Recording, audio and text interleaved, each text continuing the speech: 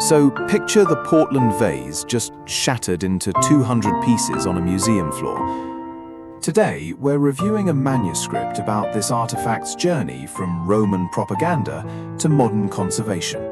Treating the 1988 conservation efforts and the ancient Augustan propaganda theories as totally isolated chapters, it creates a deeply disjointed reading experience. It leaves museum researchers and, casual art lovers reading what feels like two completely different books.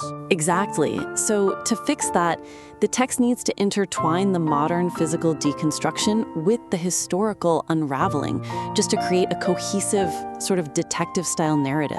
Like weaving them together. Think about the 1988 conservation effort, where restorers are carefully dissolving the old 1940s shellac under UV light. What if right in that exact moment of physical dismantling, the writer dismantled the history too? You pull off a piece of glass and you pull back a layer of time, introducing the Taza Farnese and revealing Augustus's claim to divine parentage alongside the old adhesives. I love that visual so much. It treats the restoration crisis almost like an archaeological dig. Using those physical cracks as a narrative framing device, it naturally bridges the gap between the hard science of conservation and the accessible history of the object. It really blends them perfectly.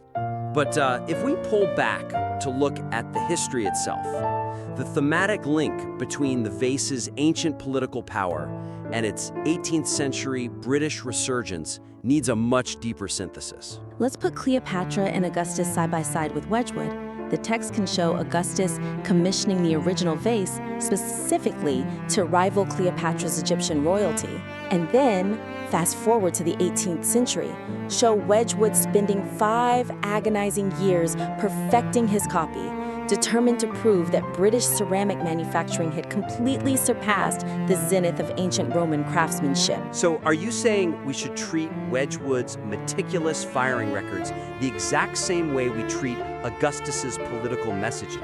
Like an 18th century industrial equivalent of ancient propaganda? Precisely. Both were essentially using the object to say, look how powerful our empire is. And that connects the museum researchers' need for academic depth with a highly accessible explanation of why this replica caused such a massive sensation among British art lovers. If both Augustus and Wedgwood were using the vase to project supreme power, then the actual images carved into the cameo glass, they must be central to their messaging. You would think so, yes. But that brings us to a major issue. The interpretation of the vase's imagery over-relies on a singular, definitive reading of its symbolism, to lean into the mystery, essentially. Exactly.